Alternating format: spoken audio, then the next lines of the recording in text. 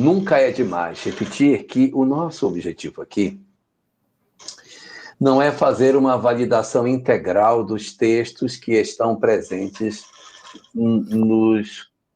na Torá e nem em outro livro da Bíblia. Não é nosso objetivo validar todos os versículos, mas é buscarmos efetivamente a sabedoria que nós podemos encontrar nesses textos que trazem muitas informações preciosas. Questão 628 de O Livro dos Espíritos, no seu trecho final, fala que o homem estudioso pode encontrar em todos os estudos das doutrinas antigas preciosas lições que não podem ser desprezadas porque serão muito importantes na nossa formação e no nosso entendimento da vida. Por quê? Porque as verdades espirituais estiveram sempre a nosso dispor. E o nosso objetivo aqui é exatamente irmos buscar nessa fonte de conhecimento tão grande que é a Torá, as informações e leituras que possam nos ajudar ao entendimento mais específico, conforme a visão que a própria doutrina espírita nos apresenta sobre todas essas questões. Então, muito bem.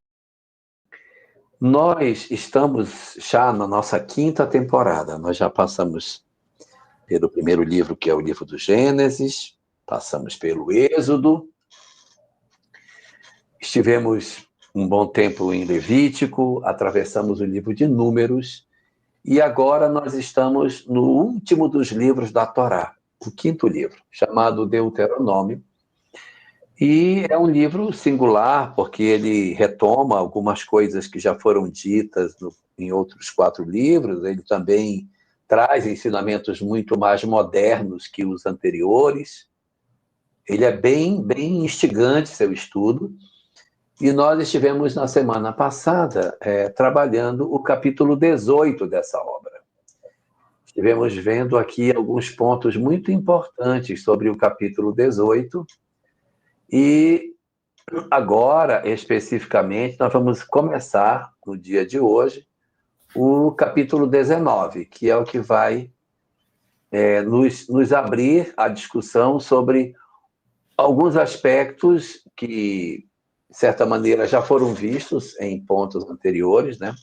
E outros pontos mais novos que a gente traz. E é muito interessante que a gente já até comentou isso outras vezes, mas os capítulos do livro de Deuteronômio, ele tem uma tendência, não são todos, uma tendência de iniciar falando da terra que será dada quando chegares nessa terra, quando te apropriares da terra que o Senhor teu Deus te dará, quando estiveres na terra que o Senhor Deus te deu, sempre falando no início dos capítulos. Quando vocês chegarem lá, quando estiverem na terra nova, quando vocês se apropriarem da terra que foi dada por promessa, isso sempre é comentado no início dos capítulos.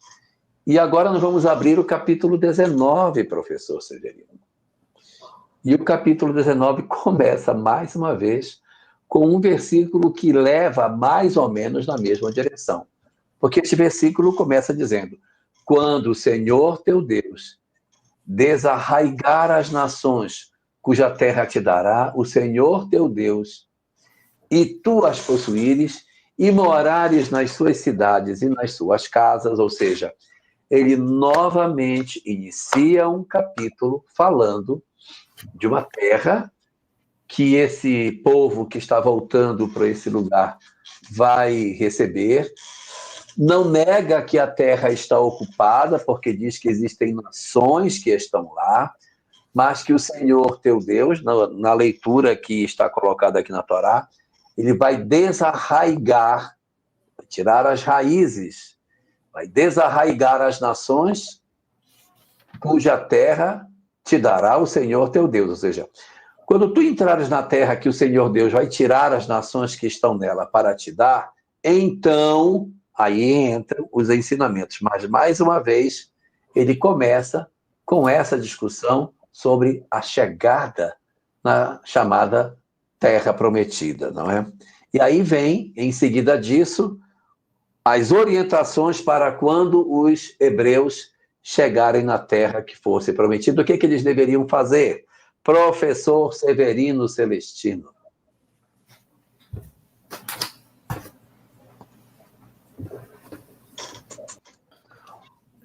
Então, aqui, já no começo do versículo 2, eles deveriam construir 3 cidades separadas no meio da tua terra, que o Eterno, teu Deus, te dá para herdá-la. Muito interessante isso, né? Reparem bem que depois ele vai dizer para que serão essas 3 cidades. Isso. Veja Mas bem. Isso já está sendo dito antes de entrarem, tá? Isso. Olha, Jorgito, eu estive refletindo essa semana a respeito do Deuteronômio, como você bem colocou aí. Uhum. E antes da gente entrar nesse capítulo, eu queria fazer uma observação, algumas observações, grandes não, pequenas. Uhum. Moisés, quando viu que não iria entrar na Terra Prometida, ele se preocupou em deixar toda essa revisão de tudo que tinha acontecido nos últimos 40 anos no deserto, para prevenir, orientar, admoestar e aconselhar aquele povo como se comportar na terra que ele ia chegar. Inclusive, o capítulo 19 já acrescenta essa preocupação. Ele, como bem você disse, ainda não estavam lá. Não estavam lá. Não estavam lá. Jesus, no capítulo 14 do livro de João, lá no cenáculo, quando ele faz o seu famoso discurso, conhecido como discurso do cenáculo 14, 15 e 16, eu achei uma semelhança tão grande, Jorgito e queridos internautas, do discurso de Moisés com o discurso de Jesus no cenáculo. Oh, que interessante. Observe que paralelismo fantástico, porque Moisés estava preocupado que ele não iria estar com o povo. Sim. Não iria acompanhá-lo. A preocupação de Jesus no cenáculo é a mesma. Porque ali, última ceia, tá certo? O lava-pés, últimos acontecimentos, os discípulos já estavam se sentindo órfãos, deprimidos, sorumbáticos, tá certo? E Jesus começa um novo discurso para ser vivido na ausência dele. Porque ele diz assim, esta é a minha última refeição com vocês. Imagine o sentimento deles, hein? Porque é muito confortável você estar na presença do Cristo, né? Agora, observe que coisa curiosa. Moisés falava para 12 tribos, Jesus para 12 discípulos. 12 discípulos. Não é? É um novo êxodo que vai acontecer. Tá certo? Uma nova libertação, agora num novo prisma, num novo parâmetro, numa nova situação, e que Jesus estava mais ou menos repetindo diante da mesma preocupação que Moisés teve, ele estava tendo com os seus discípulos, que representavam o quê? A nova aliança, a nova revelação, as novas situações, e que ele, de uma certa forma, ele foi mais profético do que Moisés trabalhou com a questão da estabilidade material, física, etc. Não é? E Jesus não. Ele trabalhou com um discurso que teria que reavivar e sustentar a ausência dele. Veja que coisa semelhante. Né? Muito semelhante, né? É como se esse momento de Moisés fosse o discurso do cenáculo dele, né? Ele, exatamente. Só que as preocupações dele ali não era com estabelecer o povo na terra, que era de Moisés, mas era de estabelecer a sua mensagem universal no planeta. Porque ele já estava agora acima da questão da conquista da Terra Prometida. Ele agora já estava na conquista do universo. Vocês vão sofrer, vocês vão passar por testes, vão ser martirizados, mas eu estarei convosco até a consumação dos séculos, porque eu deixei com vocês um consolador. Eu deixei com vocês um roteiro de conduta, um roteiro espiritual. Jesus disse que Deus enviou um outro consolador em nome dele. Então, ali, meu filho, estava ficando um legado que nós vivemos hoje, desde o século XIX, com a renovação, com a revelação, com a renovação da promessa do Cristo e a terceira revelação. Então, a gente tem aqui um paralelo muito importante a frisar, é exatamente essa conexão entre as três revelações feitas por Jesus, não só na didática de Kardec, lá no Evangelho segundo o Espiritismo, mas sobre os auspícios do próprio Jesus no cenáculo, no Monte Sião, onde ele trouxe ali consolo, prometeu um outro consolador e deixou suporte espiritual para que fosse enfrentado em sua ausência. Eu acho isso magnífico para a gente frisar e deixar registrado que aí entra a culminância desse nosso estudo de Moisés a Kardec, passando por Jesus no cenáculo. É muito interessante, realmente, isso. Muito curioso. Muito interessante. Realmente há uma similaridade muito grande entre essas duas histórias. Vamos ver o que era para fazer. Era 3 cidades, era? 3 cidades, meu filho, está aqui. Capítulo, versículo 3. 3 cidades. 3 cidades. Prepararás no meio da tua terra que o eterno Deus te dá para herdá-la. Agora, ele diz ainda, prepararás o caminho e dividirás em 3 partes a área da tua terra que te fará herdar. O eterno, né?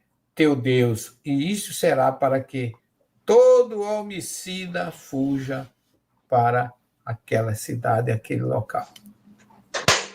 Tcharam! Então, olha que interessante. Ele divide 3 cidades e coloca essas cidades razoavelmente equidistantes. Nós estamos aqui falando sobre 3 cidades que o povo de Israel deveria edificar quando fosse para lá. Moisés já estava antevendo a necessidade de um sistema penal. Não é interessante isso?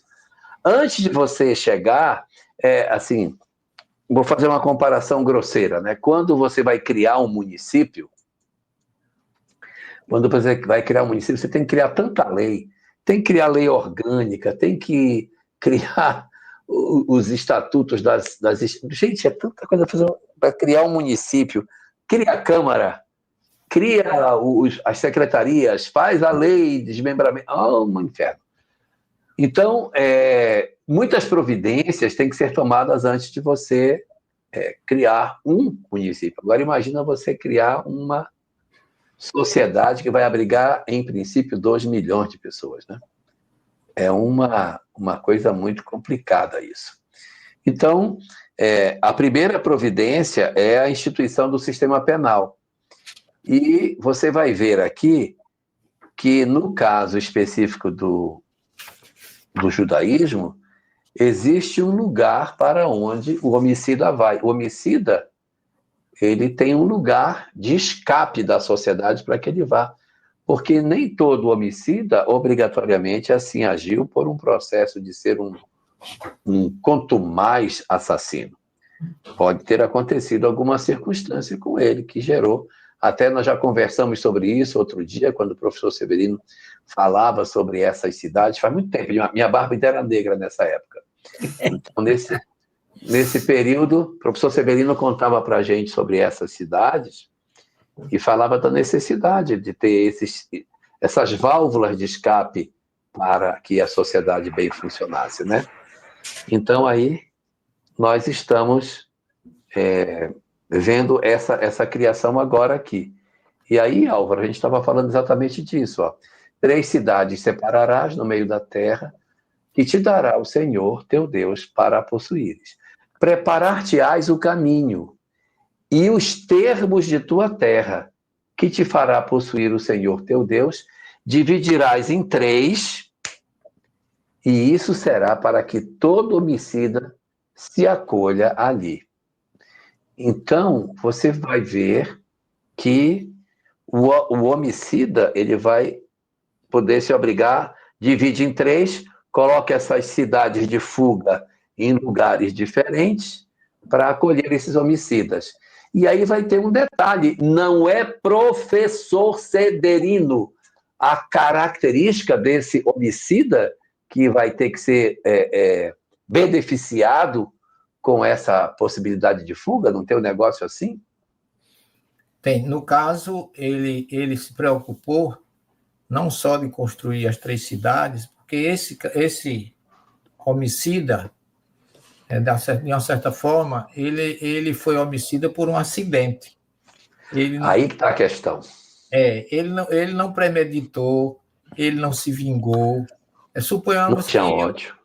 Não tinha ódio. Suponhamos que eu fosse caçar com você numa floresta e, acidentalmente, se eu ter localização, a gente se afastaria, eu atirasse numa ave, ou sei lá, num animal qualquer, e atingisse você e ferisse você mortalmente. Eu ia sofrer horrores, mas eu não tinha culpa, não foi intencional, foi um acidente que aconteceu. Homicídio culposo. Não foi doloso, foi culposo. E aí, para esses casos, até mesmo para evitar uma vingança da família. Da família. Você sabe que eu não tive intenção, mas até eu provar que eu não tinha intenção, eu tinha que ter um momento de proteção. Tanto que é recomendado que os caminhos para essa cidade sejam curtos, que não precisa atravessar montanhas, rios, porque o fugitivo, vamos dizer assim, aquele que está indo para lá, pode ser pego durante o caminho se ele for muito longo por alguém que queira vingar a morte. Sim, claro. E acabar sendo vítima. Aí sim, seria vítima de uma morte intencional, mesmo ele não tendo feito uma morte intencional, mas acidental.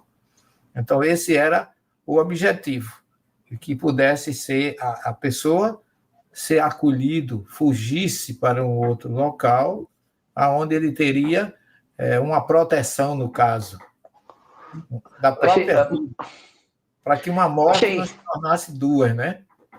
Eu achei muito, muito bonito isso, sabe assim? Muito moderno você ter essa percepção do homicídio culposo, doloso, para você... Já naquela época, né? Proteger as pessoas, né? Proteger as pessoas. Vamos ouvir o Álvaro aí, que ele chegou agora, ele deve ter alguma coisa. O Álvaro. Assim, só uma coisa, esse mesmo assunto nós tratamos lá no Números, no capítulo 35. Está lá mais ou menos a mesma coisa no capítulo 35 do livro de Números, já estudado por nós. Mas, diga, Álvaro, é com você a palavra. E é interessante que ali existe um propósito, como vocês falaram, de ele não ser perseguido, já que o homicídio não foi doloso, ele não teve intenção, mas, por sua vez, a gente pode encontrar aquele ímpeto humano de algum parente que venha a querer se vingar. Pois é. Ali nessas cidades ele está, vamos assim dizer, ao mesmo tempo preso com liberdade, né? Preso com liberdade. Então, por exemplo, é interessante, né? A gente já conversou com alguns amigos que ficaram sem o visto nos Estados Unidos. E eles falam, nossa, eu sou um prisioneiro. A pessoa foi morar 20 anos sem poder retornar para o Brasil, por exemplo. Fala assim, eu sou um prisioneiro, entre aspas, no paraíso. Sou um prisioneiro onde tem tudo. Então, a gente percebe que o próprio acidente, ele vai revelar algum nível de responsabilidade. É óbvio que não foi a intenção. Por isso, será julgado e em julgamento isso será decidido. Olha, ele não teve a intenção. Em primeira instância, ele é levado para um beitim, para um tribunal. Ali, ele foi acusado, então, de não obter dolo, de ter sido sem querer a morte. Então ele vai responder. Por isso, ele possui parcela de responsabilidade também.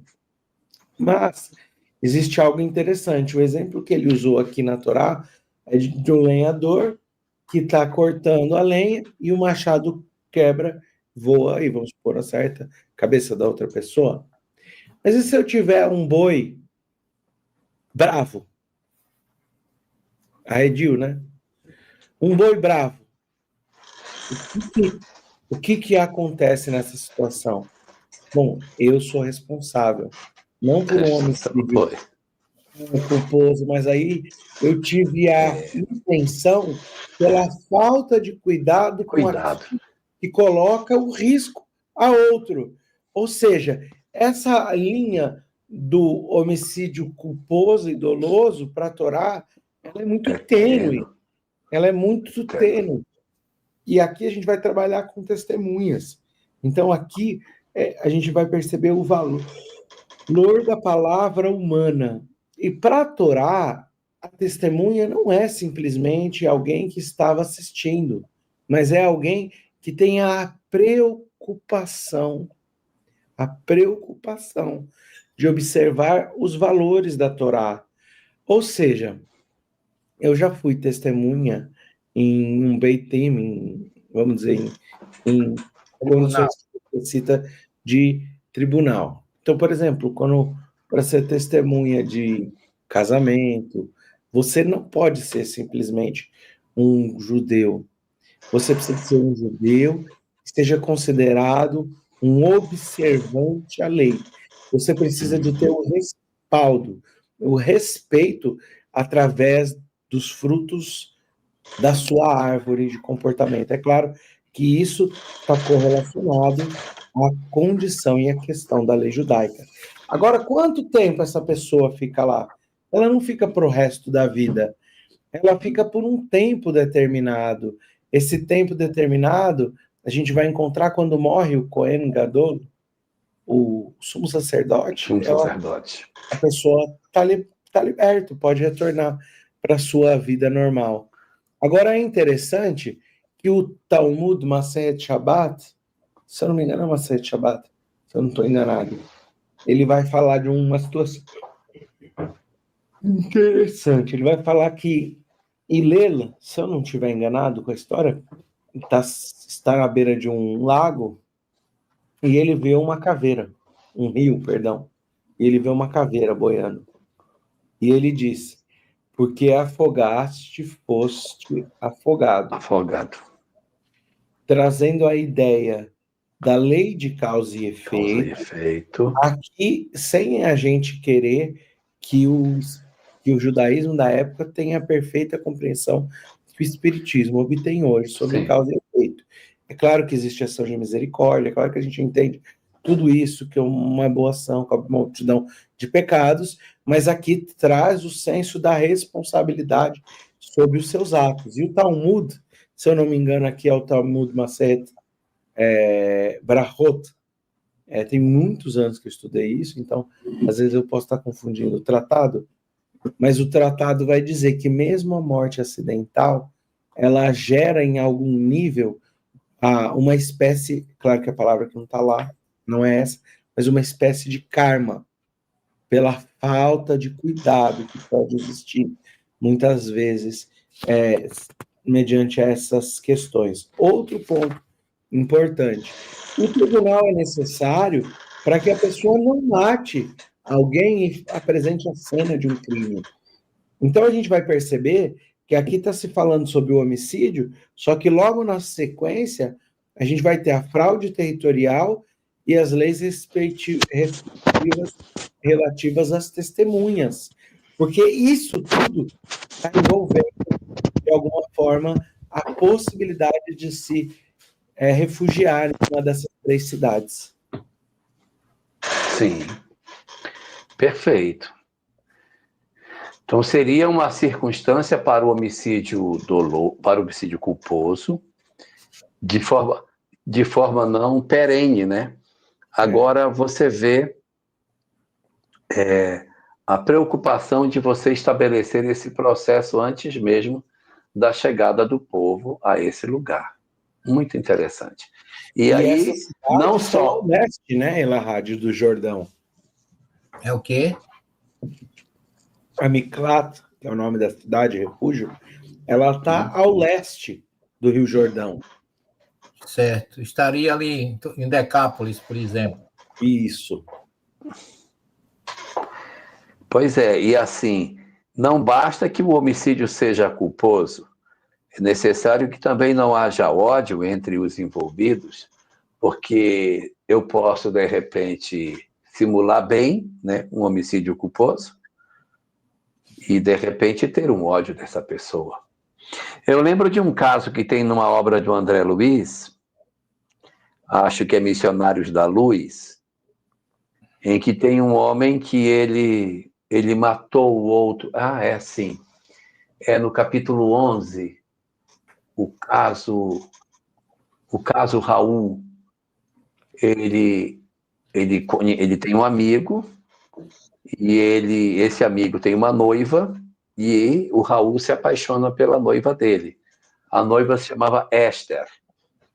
E ele, então, decide matar o amigo para poder casar com Esther. Aí ele faz isso, ele planeja a morte dele. Ele mata o cara. Como é que ele mata? Ele mata de um jeito que ninguém sabe. Numa noite escura, ele pega o carro e atropela ele. Ninguém viu. E ficou por isso mesmo. Ninguém nunca descobriu o acontecido. E interessante é que ele matou o Noé. Aí o Raul acaba casando com a moça, que ficou sem ninguém, casa com ela, vive com ela, mas ele não se liberta da culpa. Ele vive num processo de culpa muito grande, né? E alguém poderia dizer, mas foi um acidente, tá? Mas no caso dele não foi. E havia ódio, né? E aí acontece que esse Raul, não suportando a culpa, depois ele se mata. Capítulo 11 do livro Missionários da Luz, tá? Vamos lá. Tem algo interessante que a gente poderia pensar assim, mas quando o Cohen Gadol, o sumo sacerdote, morre, tá todo mundo liberto. Para uns, pode ser que demore 20 anos, 30 anos, para outros pode ser... Um dia. E você pode pensar assim, então para o cara que morreu, vamos dizer, para o cara que morreu, não, para o cara que matou, sem querer, ele vai ficar agora querendo de propósito que alguém morra. Intencionalmente. Porque, peraí, eu tô aqui preso, vamos dizer, vamos torcer para morrer, sei lá, o X, que aí eu tô solto. Eu vou torcer o máximo que eu puder. Então, o que para que o sumo sacerdote morra. Para que eu sou exato. Então, o que acontece? Acontece o seguinte: o Cohen, o sumo sacerdote Cohen Gadol, ele fazia rondas nessas cidades. E ele que levava os recursos da caridade. Então, ele levava alimentos, levava roupas, levava tudo que possuísse de melhor, vamos assim dizer, materialmente. Para quê? Para que ele pudesse ser amado. Aqui, se a gente parar para pensar, parece que não tem muito sentido. Mas a gente tem duas formas de passar por uma situação difícil, de privação. Momentos onde nós perdemos o livre-arbítrio. Então, a cidade refúgio é uma espécie, se a gente puder analisar, de suspensão do livre-arbítrio momentâneo.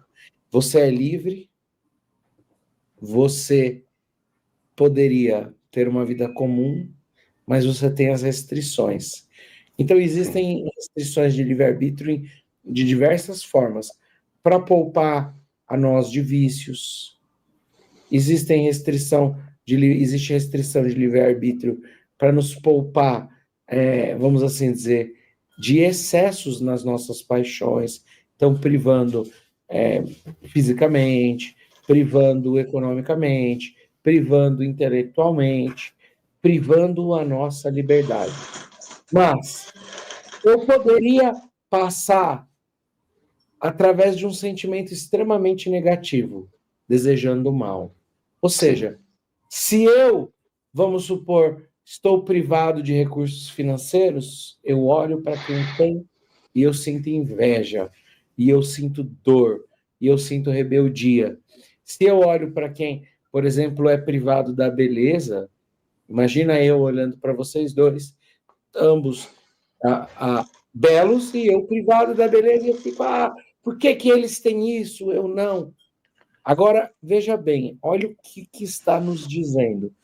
Que observar a quem está fora dessa condição e observar aqui na Cidade Refúgio essa pessoa trazendo benefícios demonstra que a privação do livre-arbítrio ela tem um caráter essencialmente educativo e não expiatório. Então, ela tem um caráter essencialmente educativo e não expiatório. Não sei se me fiz claro. Quando você olha o benefício de um homem livre, que se, no caso da lei judaica, ele tivesse morto, me faria livre, me faz, vamos assim dizer, amar aquele que poderia ser a chave da minha libertação. Ao invés de querê-lo mal, eu quero que ele esteja bem. Interessante, né? Ô, Álvaro, eu ainda vejo também aí um ponto que aquele que foi para a cidade refúgio, que tirou a vida de alguém acidentalmente, ele também nunca mais será o mesmo. Porque a consciência, mesmo foi inconsciente, mas ele sempre que se lembrar, mesmo porque foi um amigo, foi alguém que ele nunca pensou que pudesse acontecer. Fazer mal. Então ele vai sempre, diante do seu refúgio, lembrar a origem de tudo. Uhum. O que passa a ser, de uma certa forma, um alerta para que a pessoa reflita sobre o valor da vida, que deve sempre se respeitar, de qualquer natureza, que você, mesmo inconscientemente, você nunca vai tirar a vida de alguém, e se mesmo for acidental, como é o caso, também não vai ficar em paz. Você vai ficar sempre com uma dificuldade de dormir, de meditar, de até se perguntar por que eu fui esse instrumento, porque eu nunca desejei isso. Então, realmente, tem ensinamentos em todos os sentidos, em todas as direções. Bacana. Com certeza, professor. E o capítulo vai continuar, né, Elahá? Uhum. Vai, claro que vai. Nós temos aí na sequência dessa discussão, depois das cidades, né? No item 5, diz assim: como aquele que entrar com o seu próximo no bosque... é a história, né? Que ele vai dar o exemplo, né? Que corta e o machado voa, tá? Então, para que o vingador de sangue não vá após o homicida, ou seja, para que não haja vingança, quando se enfurecer o seu coração. Então, essas 3 cidades serão Aremiklat, né? Uhum. Serão separadas para isso. E aí, seguindo aqui, a gente segue para o versículo 8º, então? 14, né? Na 8º. Ainda tem alguma coisa aqui, porque ele diz no 8º: quando aumentar o eterno teu Deus as tuas fronteiras, como jurou a teus pais, e te der toda a terra que disse que daria a teus pais, quando guardares todos esses mandamentos que eu te ordeno hoje para cumprir, amando ao eterno teu Deus e andando nos seus caminhos todos os dias, então acrescentarás por mais 3 cidades. Tem mais 3, para que não seja derramado sangue inocente no meio da tua terra, que o eterno teu Deus te dá por herança, e não haja sangue sobre ti. Então, significa que são 6 cidades, na verdade.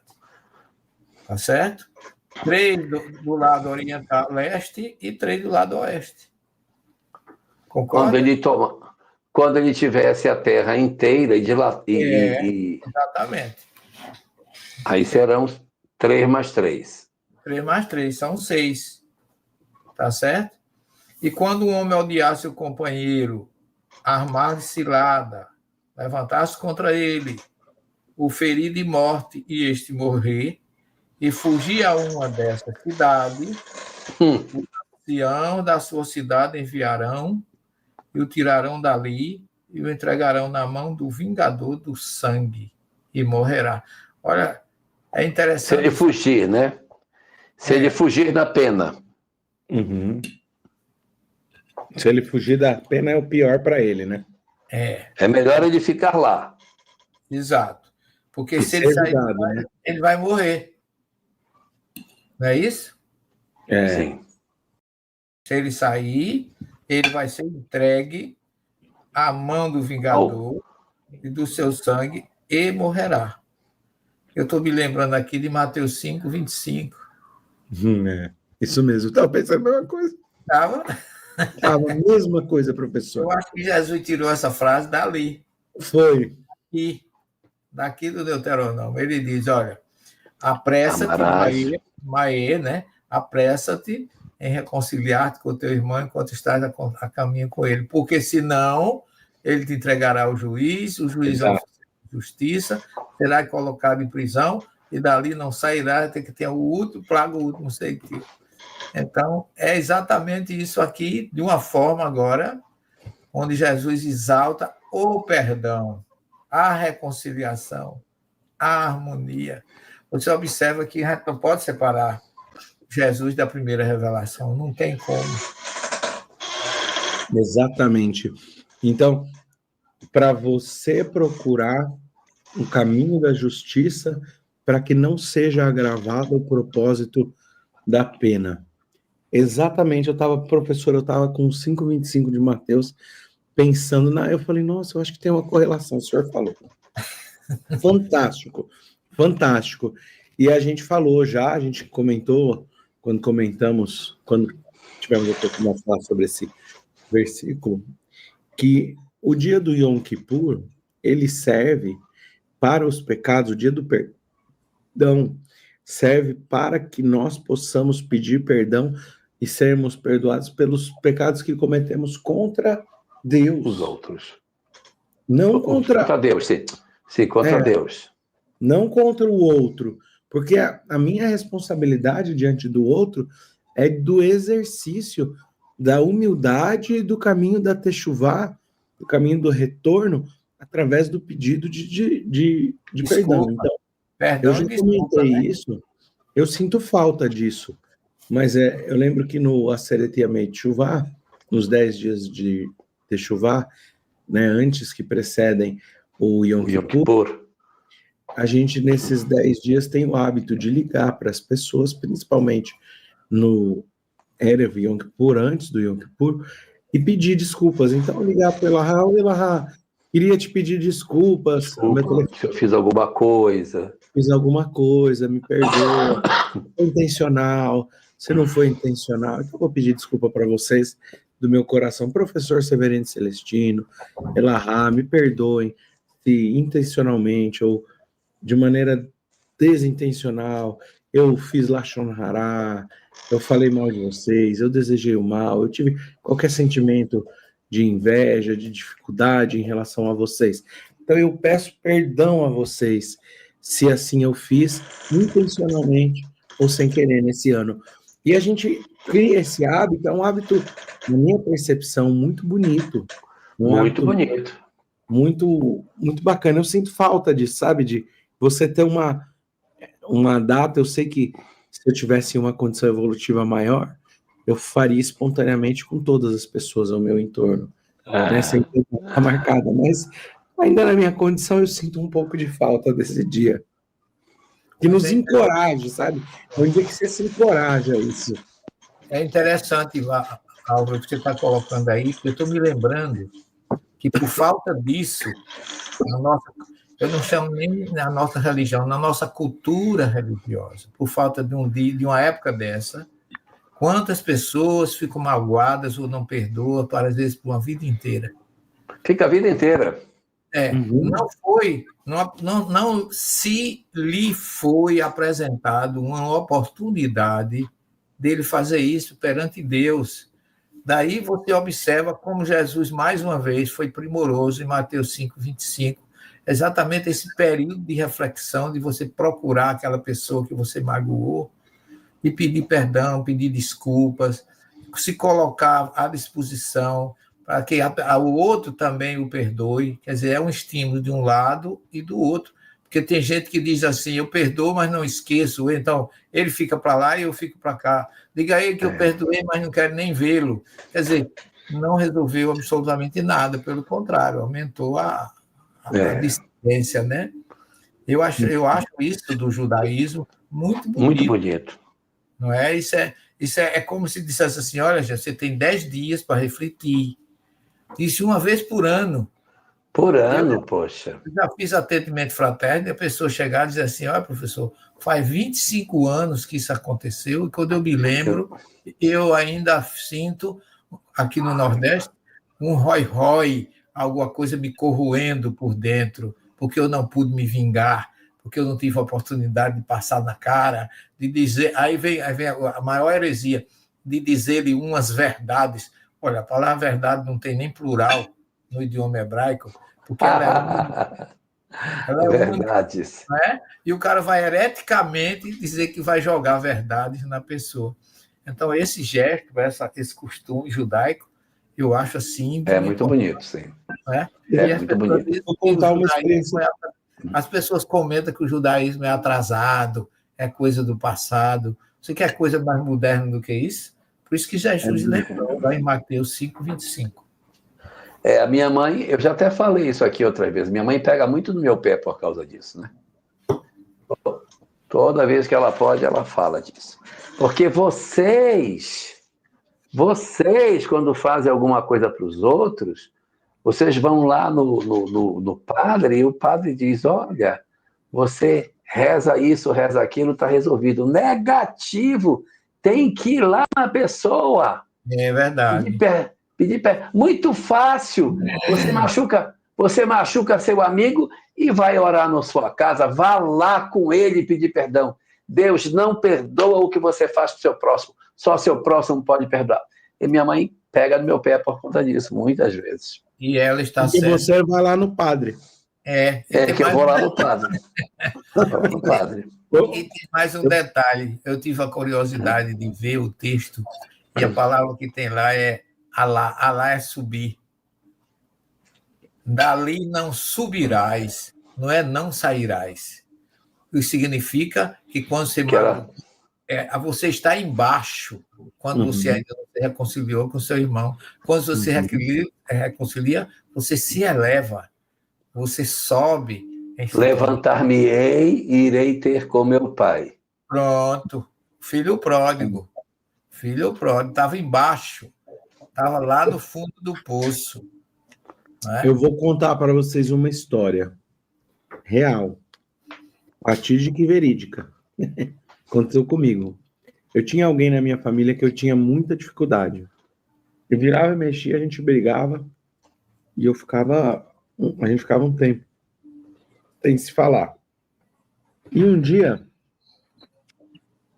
era Yom Kippur e eu tinha ido rezar em outra sinagoga. E a pessoa estava em outra. E me bateu um negócio que eu tinha que pedir perdão. E eu fui até essa outra sinagoga, entrei, chamei a pessoa branca, achou que tinha morrido alguém. E eu, no melhor dos sentidos, né? Porque a gente, quando pede desculpas, às vezes é difícil, né? No momento. Existe um orgulho. E eu pedi desculpas. E a pessoa chorou, me abraçou. E eu falo uma coisa para vocês. Daquele dia em diante, muitos dos problemas começaram a se resolver. Demoraria mais alguns anos para que as coisas estivessem organizadas efetivamente. Mas, aquele momento, eu não consigo tirar da minha mente. O momento eu cheguei, eu estava com talit, a pessoa estava com talit, saiu assim com os olhos arregalados. Falei, eu vim aqui para te pedir perdão. E, gente, foi o começo de uma reparação. Hoje, espírita, eu tive a oportunidade de saber que houveram muitas brigas por terra, disputa em comércio, né, inimigos do passado, vamos assim dizer. E que eu sinto que de ambos os lados isso foi, vamos dizer, reduzido, e pelo incentivo desse ato extremamente importante. É porque você, além de ir, você foi humilde e você desarmou qualquer coisa, quebrou qualquer sintonia negativa, surpreendeu a pessoa, né? Enquanto ela pensava que você viria para um outro tipo de situação, você foi lá exatamente tirar qualquer mancha, qualquer mágoa, qualquer coisa que pudesse existir com o seu pedido de perdão. Por isso que é muito, muito, muito sábio quando Jesus diz que não seja nem 7 vezes, mas 70 vezes, 7 vezes. É bonito demais o perdão, né? É um sentimento superior, nobre. Por isso que a palavra perdoar é através da doação. Você está doando o que você tem de melhor, que é a sua humildade, a sua compreensão, a sua paz. Você está transmitindo paz para a pessoa quando você pede perdão. Hoje, um espírito no trabalho, professor, disse algo interessante para nós. Ele falou assim: Paulo, quando se direcionava a Damasco, ele buscava vingança, perseguição. Sim. Mas o caminho que ele passa a fazer depois que ele encontra Jesus é o mesmo. Ele continua tendo que seguir para Damasco. Mas o direcionamento do seu coração era completamente oposto. Ele não percorria o mesmo caminho no intuito de vingar-se, mas agora no intuito de curar-se. E essa cura envolve o perdão. E aí esse espírito falou que dentro do núcleo familiar, muitas vezes nós reencontramos-nos. E dentro desses reencontros, o caminho é o mesmo do passado. Mas o que deve ser modificado é a intenção dos nossos corações naquela estrada. Eu achei tão bonito. E eles me deixaram lembrar isso. Posso fazer uma contribuição nesse raciocínio?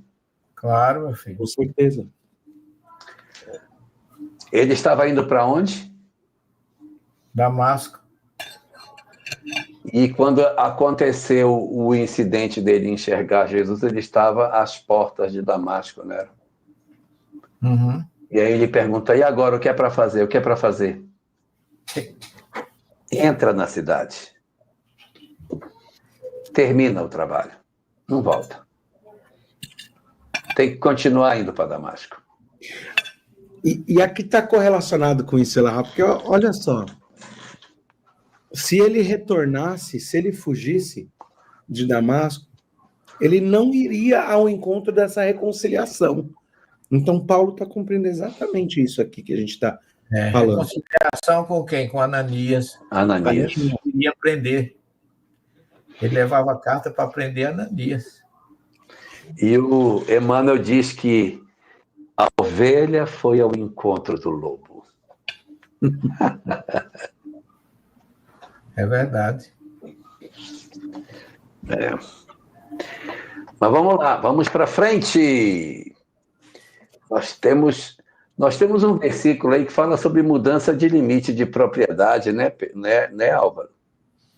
Temos. Você não removerá o marco de delimitação de seu vizinho. Os primeiros colonizadores determinaram como limite de sua terra herdada. Você herdará na terra de Deus, seu Deus, ele está lhe dando uma propriedade. Jorge, peraí. Jorge, estou levantando os braços aqui. Eu estou no meu limite. Já pensou se a gente tivesse ouvido só esse conselho? Cara, não mexe no marco do teu terreno. Quantos problemas existem por mudança de marco? E eu acho que 90%, viu, da situação é o desrespeito ao direito A do propriedade, lei de propriedade. Está lá no Livro dos Espíritos, né? Lei de propriedade. Eu não vou lembrar exatamente qual é o conto, eu estava querendo até tentar achar aqui. Se alguém souber, lembra para nós. Tem um conto de Humberto de Campos, por Chico, e ele fala o seguinte: ele fala de alguém que nasce em uma família e muda a cerca de lugar da propriedade. Aquele outro que teve a propriedade furtada, eles entram em guerra e eles morrem. Um deles morre. Esse que trocou a cerca de lugar, roubando o espaço do outro, reencarna na outra família. Filho da família roubada. Da família roubada. Aí ele, claro, vai lá, e ele tem a obrigação de devolver aquele lugar. Então ele devolve, ele muda a cerca agora, né, sem que com o intuito mal. Ele fala: vou roubar a terra daquele lá. Foi eles que me roubaram. Ele muda a cerca de lugar. E a cerca volta para o lugar certo. Só que de novo ele morre. Aí ele retorna ao plano espiritual e meio que os benfeitores dizem para ele: agora você vai reencarnar na família que você estava primeiro. Mas, pelo amor de Deus, não bota a mão na cerca. Eu não lembro como é. Eu não lembro como que é o conto. Assim. Está perfeitamente dentro do que a gente está conversando aqui. A terceira revelação ratificando e endossando a primeira. Você lembra qual conto é? Eu não lembro se é Reencontro o nome dele. Eu posso estar enganado. Né? Pode ser que seja Reencontro. Você volta para a família original, mas não rela na cerca, né? Não nem trisca. Só que aqui, dentro dessa ideia de mudar a cerca, tem um outro ponto interessante. Porque é a fraude territorial e, por outro lado, você tem a fraude moral. Mas vai continuar o texto dizendo assim: uma pessoa não pode incriminar a outra de um pecado. Porque a gente estava falando de alguém que matou acidentalmente. Eu poderia virar e falar: eu estou com raiva do Elahá mesmo, o Elahá matou acidentalmente, eu vou testemunhar que foi de propósito. Pronto. O que de certa forma, eu estou fazendo? Acusando ele, de um crime que não cometeu. 2, a mesma coisa que quando eu mudo uma cerca. Eu estou mentindo para o outro em favor de me favorecer. Então, da mesma forma que eu não posso roubar a cerca, eu não posso também dilacerar a moral. A minha moral. Sim. Aqui, o falso testemunho, ele vai ser colocado, aquilo que está nos 10 mandamentos, diante de um certo regimento. Então, por exemplo, para que alguém seja acusado, você precisa de 3 testemunhas que digam exatamente a mesma coisa. Como eu disse, essas testemunhas não são simplesmente testemunhas, mas pessoas que aparentemente sejam observantes à lei. E fala sobre esse falso testemunho e as consequências.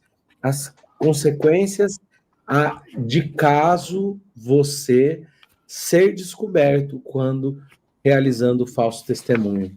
Se você for descoberto acusando, por exemplo, que o professor Celestino tirou um dente, e eu vou acusar publicamente: o senhor já tirou vários dentes, professor. E vou continuar tirando enquanto eu estiver por aqui ainda. Quando for necessário, eu vou tirar diagnosticado cientificamente, com raio-x, com tomografia.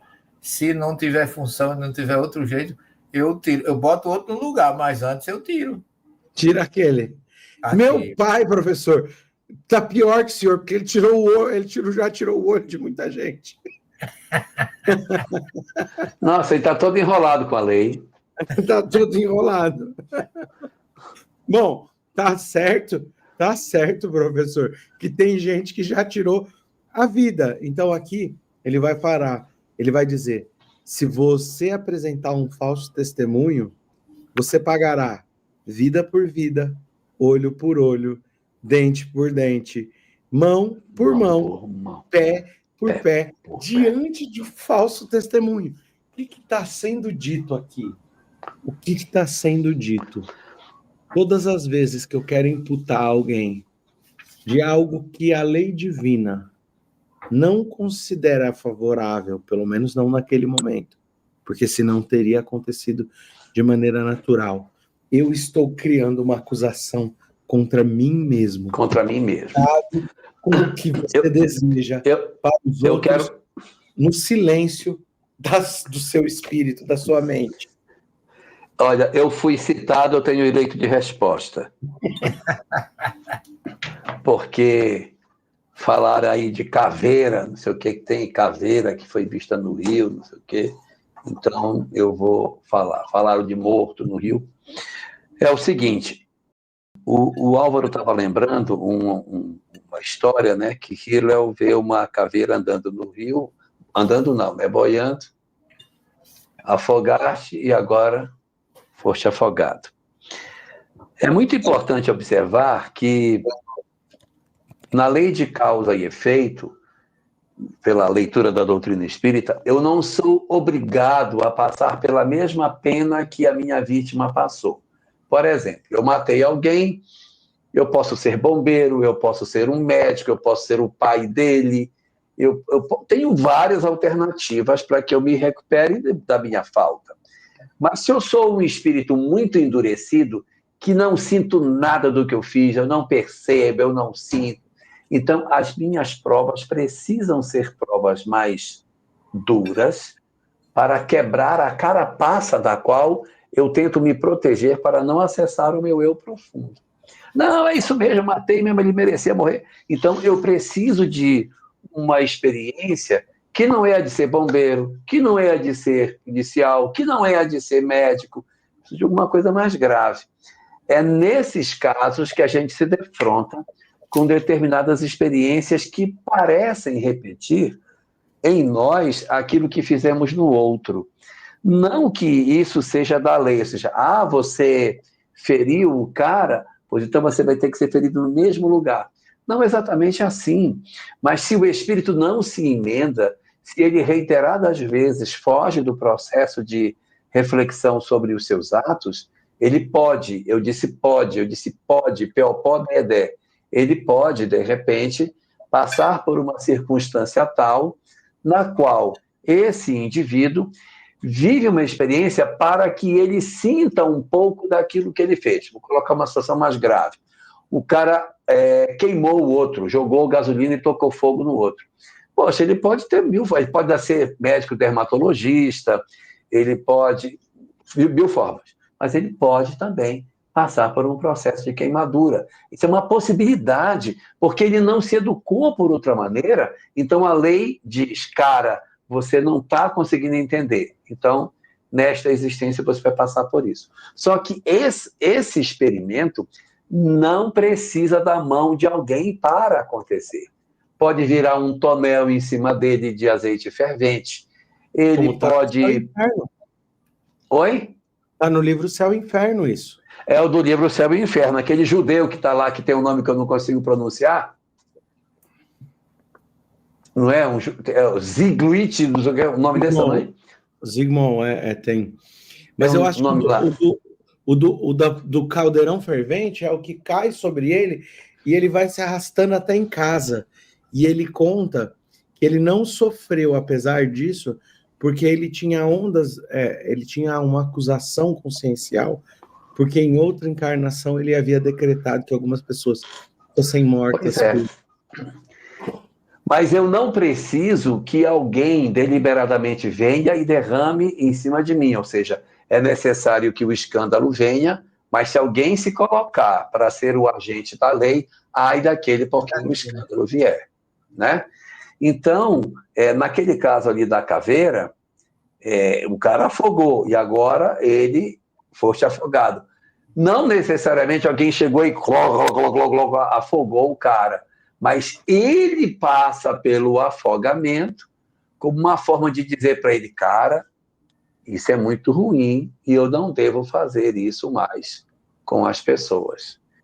Eu já contei muitas vezes em live, a história de um cara lá de Rondônia que o rosto dele queimava. Já contei essa história. Eu acho que não. Não? lembro, não, Jorgito. Então eu vou contar essa história. Essa história é uma história verídica. Como é que é, Álvaro? Verídica e verdadeira? Fatídico. Verídica e fatídica. Isso aconteceu lá em Rondônia. Deu entrada no centro espírita uma pessoa em processo de perturbação espiritual, que ela sentiu um calor muito grande no rosto, mas ela não tinha nada, o rosto dela estava normal. O dermatologista dizia, não tem nada, mas a minha pele arde. E sentia muito ardor. Chegou no centro espírita, começou a fazer um atendimento espiritual e algumas entidades se manifestaram na reunião mediúnica dizendo que eram eles que produziam aquela sensação, porque ele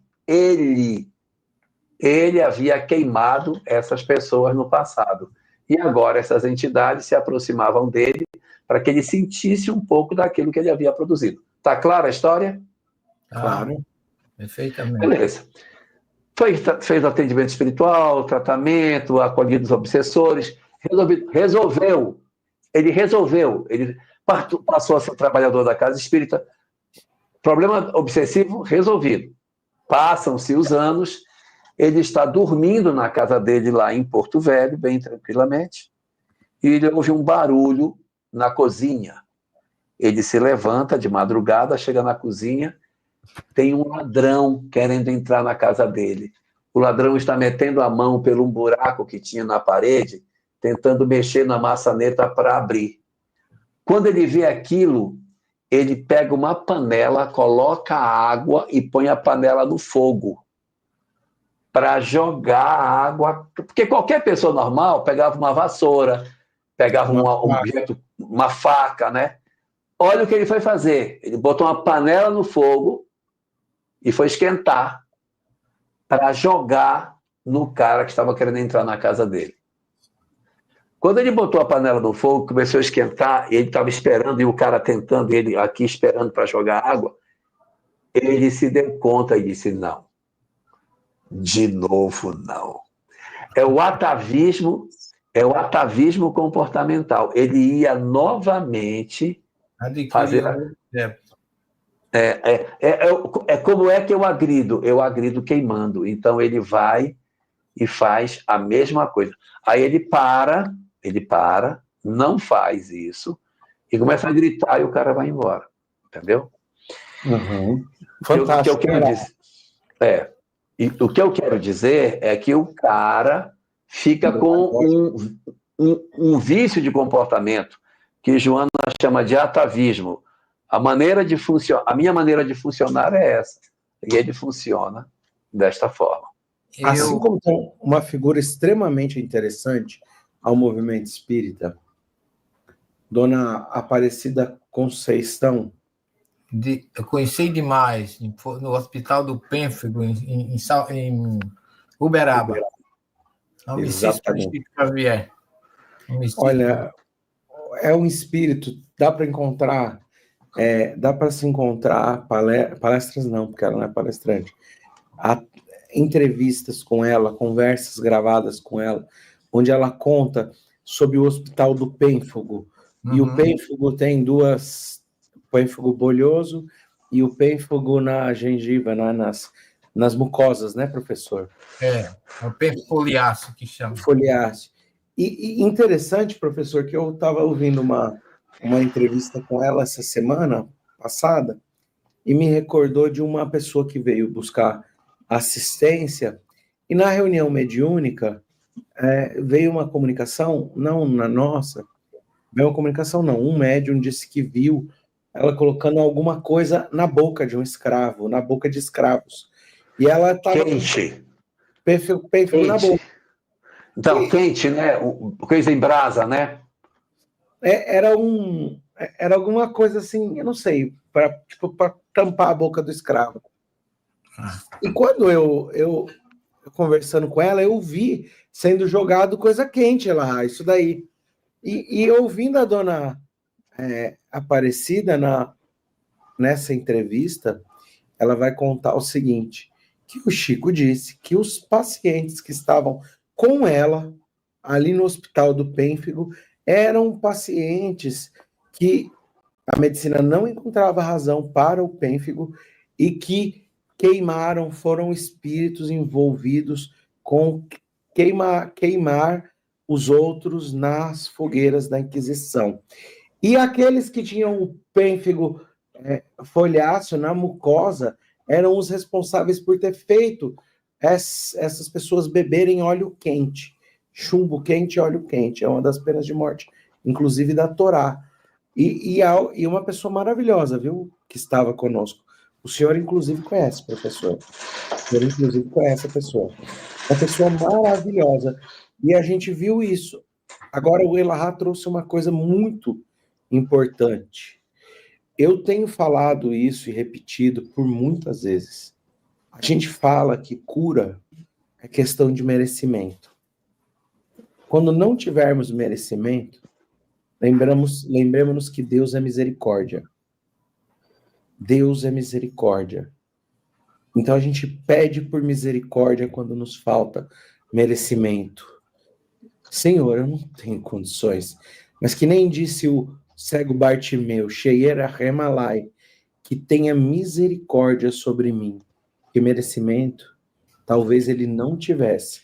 E a pergunta 1004 do Livro dos Espíritos, ela vai falar sobre a duração de uma dor, de uma expiação justa. Ou seja, eu feri na Inquisição com fogo. Eu tenho hoje o pênfigo, por exemplo.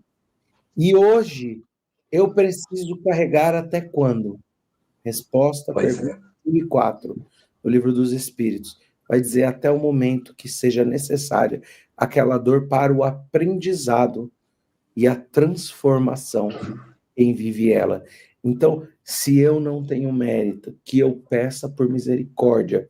E que todos esses elementos, como o Elahá muito bem disse, eles se dão quando eu tenho a necessidade consciencial da expiação. E por vezes eu vejo que o processo que os espíritos pedem para aqueles que procuram cura de suas dificuldades é no sentido oposto da sua transgressão. Ou seja,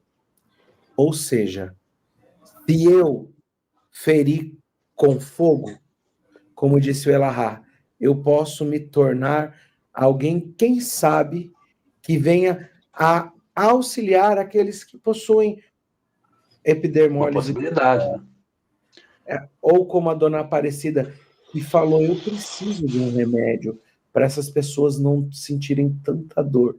Ela recebeu a receita em sonho completa de todos os elementos químicos. Ela só não veio no sonho. As quantidades, ela mandou isso para um farmacêutico que ele criou. Ela cuidou dessas pessoas. Qual é a correlação desse espírito para com esses irmãos? E é interessante, Elahá, o professor Severino sabe disso, ele pode contar dela, acho que vale a pena o seu testemunho, professor, sobre ela e sobre o trabalho dela, que ali junto dela tinha um espírito que sofria muito, e ele andava de costas, e ele gritava, ele ria, e ele chorava. Andava de costas. Só andava de costas, ele não andava de frente. Ela levou o Chico lá, falou, Chico, olha o estado desse. Chico diz, dona Aparecida, esta é a reencarnação de Benito Mussolini. Quando ele ri, ele se lembra do bem que ele fez. Quando ele chora, ele se lembra do mal que ele fez. E quando ele grita, ele recebe a acusação das testemunhas. Algo mais ou menos assim. E aí o Chico diz, serão necessários para esse espírito mais de 10 ou 11 reencarnações em estado de extrema dificuldade para que ele possa aliviar as dores que ele viveu. E Dona Aparecida foi presa na cidade de São Paulo por estar pedindo esmolas para o Hospital do Pênfigo. Passou algumas pessoas, elas eram de Uberaba, falaram, tá manchando a imagem da nossa cidade, pedindo esmola no centro de São Paulo. Levaram a polícia, ela foi presa. Quando ela é presa, ela foi a São Paulo sob a orientação do Chico. Chico falou, vai para São Paulo pedir esmola na rua que vai dar tudo certo. Ela é presa. Quando ela é presa, ela passa uns dias em cana. O repórter, a televisão, o jornal, né, na época, vai até ela e ela se torna famosa. E aqui várias pessoas ricas tomam favor a ela e vão ajudar o Hospital do Pênfigo. Olha que figura maravilhosa. A governadora, a esposa do governador, na época, eu acho que era Lauro Natel. Isso mesmo, foi a esposa do governador. Eu, na época, ela fez uma doação de 20 contos de réis. Eu conheço a história de Aparecida Conceição toda, porque eu visitei o Hospital do Pênfigo, o fogo selvagem, porque dói. Fogo selvagem.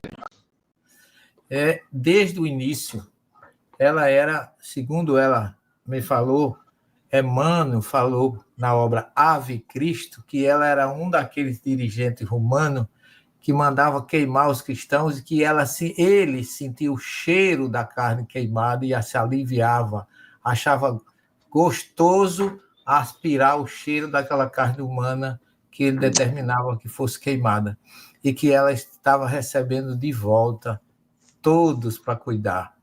Ela era enfermeira no hospital de Uberaba e tinha esse serviço do fogo selvagem, mas a política mandou fechar todo o ambulatório que cuidava disso. Ela disse para o marido, eu vou trazer todos para minha casa. Ela me disse, quando morria um político dentro de Uberaba, os céus de Uberaba se enchiam de avião. Quando morria um pobre, não aparecia ninguém. E aquilo me revoltou. Falei com meu marido, ele disse, eles entram e eu saio. Ela disse, pode sair. Trouxe 22 doentes da enfermaria do hospital e colocou dentro de casa. E foi aí que ela não era espírita. Ela não era espírita, ela foi procurar, porque disseram a ela que fosse falar com o Chico Xavier. Ela saiu nas ruas de Uberaba pedindo ajuda para construir o hospital, para aqueles doentes não ficarem sem atendimento. E alguém disse assim, vai falar com o Chico. E ela disse que tinha andado até 2 horas da tarde, não tinha conseguido nada, praticamente nada para o povo. Ela disse, eu estava suada, cansada. E quando eu cheguei para falar com o Chico, eu olhei para o Chico, não vi o Chico, eu vi Castro Alves. Era a figura que estava Chico Xavier transfigurado em Castro Alves. E ela disse que chegou Sheila, quebrou um vidro de perfume no salão para tirar todo o mau cheiro que ela trazia daquele dia. E Chico disse a ela, minha filha, aqui você não vai arrumar nada, vá a São Paulo, que lá você vai encontrar condições de construir seu hospital. Ela disse que a coisa melhor do mundo que aconteceu em São Paulo foi ser presa, porque quando ela abriu a boca, encheu de pessoas, e ela voltou com dinheiro e bateu na parede do hospital e disse assim, aqui não tem um tijolo dado por político que eu não quero, porque eles só querem tirar fotografia com as crianças. Mas ela me levou numa enfermaria, que eu sou da área de saúde, mas eu não suportei ficar no ambiente. Quando eu vi pessoas com o rosto totalmente deformado pelo pênfigo, com aquela destruição, que aquela doença ela arde, dói, coça e queima. Oh, meu Deus. É como se você tivesse com uma queimadura no corpo inteiro, né? O corpo inteiro. Sem carne viva. e ela tinha uma moça que ela cuidava lá, que ela tinha deformidade facial. E o nosso ônibus estava cheio de gente e chamaram ela para oferecer umas flores para a gente. Essa menina entrou dentro do ônibus, ela falou 10 minutos, chorava do motorista, que não era espírita, que não era nada, todos choravam a mensagem que ela deu. Aquela voz firme, você olhava e não via um rosto humano, mas a mensagem era espiritual, era de ânimo, de amor, de gratidão, trazendo flores para a gente. Eu nunca esqueço aquela tarde. Isso foi em 1986, quando eu estive em Uberaba, a primeira vez que eu conheci Chico Xavier. E ele, muitas coisas que chegavam para ele, doações, caminhões, ele leva lá para o hospital da SIDA. Mas ela era ainda um general. Eu cheguei no refeitório, as bandejas estavam, todo mundo tinha almoçado e as bandejas ainda estavam na mesa, ninguém tinha recolhido nada. Ela deu um grito, em 5 minutos não tinha uma bandeja em cima da mesa. Ela era brava, né? Era braba, era um general mesmo, ela não deixou o seu aspecto de comandante romano, mas ela tinha plena consciência de que ela estava ali para cuidar daquele pessoal. O que, professor? Hein? Que espírito! Que espírito! Que espírito! Uma observação que ela me fez, duas que eu quero fazer rapidinho. Primeiro, que ela disse para mim, disse aqui, olha, todo final de ano o Chico vem aqui e me visita quase sempre, mas o Natal ele passa sempre aqui com minhas crianças. Devido às deformidades, devido aos aspectos físicos, ninguém tinha coragem de chegar perto daqueles doentes. Ela disse, Chico beijava um por um, todos, independente de qual estado físico. E que quando o Chico saía, a maioria vinha para cima dela. Mãe, vocês são, Chico me beijou em lágrimas, porque todos que os viam fugiam. O aspecto físico deles era horripilante. Eu, particularmente, não suportei 2 que ela me levou para visitar. Eu passei mal na hora, eu achei que eu ia, porque eles não tinham o rosto totalmente destruído pela doença, parecia uma lepra. E muitos se curaram. Ela é uma médium de cura fantástica. E ela conta que ela passa a acreditar no espiritismo quando ela está sozinha em São Paulo, conversando com a esposa do governador, e começou aquele cheiro de rosas. E ela falou, eu sabia que era Sheila, porque eu ouvia quando sentia aquele cheiro que era Sheila. E a pessoa que estava comigo olhava para mim e falava, mas espera lá, como assim? O Chico não está aqui para fazer o perfume. E ela é uma médium de cura fantástica, curou muitos desses espíritos, trouxe aí a Lume esse remédio através da sua mediunidade onírica, onde ela sonhou. E eu cheguei no hospital dela e tinha uma fotografia de Silvio Santos. Aí eu disse assim, gente, a fotografia de Silvio Santos, ele faz doação mensal aqui para a minha instituição. Ah, que legal. Que bacana. E alma nobre também, né? Eu admirei muito a figura de Silvio Santos. Outra coisa, para a gente fechar o nosso estudo do capítulo 19, eu queria pedir às pessoas, aos internautas, que não deixassem de ler o capítulo 8 do Evangelho de João, quando fala da mulher adúltera, porque Jesus utilizou exatamente esse princípio da desorganização. Quais eram as testemunhas que estavam ali para validar a morte daquela mulher? E Jesus usou mais uma vez a misericórdia e o perdão. Ele não quis nem levar para a questão jurídica, porque se fosse analisar com relação ao Sinédrio, estava tudo errado. Cadê as testemunhas? Cadê o processo? Cadê o processo? Cadê o homem que adulterou com ela? Porque a Torá manda que apedrejasse os 2, porque só veio a mulher. Jesus viu tanto erro que apelou exatamente para o lado pessoal. Quem não tiver erro, que atire a primeira pedra. É o mesmo caso de Estevão, do apedrejamento de Estevão, professor, que é totalmente equivocado contra a lei judaica, quanto à lei judaica. Exatamente, está fora dos padrões da lei judaica. Mas se Jesus foi preso foi preso e o Sinédrio se reuniu de noite no período dali da Pêssar, à noite. É uma pergunta que eu faço. Nunca se reuniu o Sinédrio à noite. Então, como é que o Sinédrio se... Ainda mais na casa de Caifás, né? Se reuniu na casa de Caifás. Vou pedir para o Elahá, então, a nossa prece de encerramento, Elahá. Vamos orar, então. Vamos orar, então.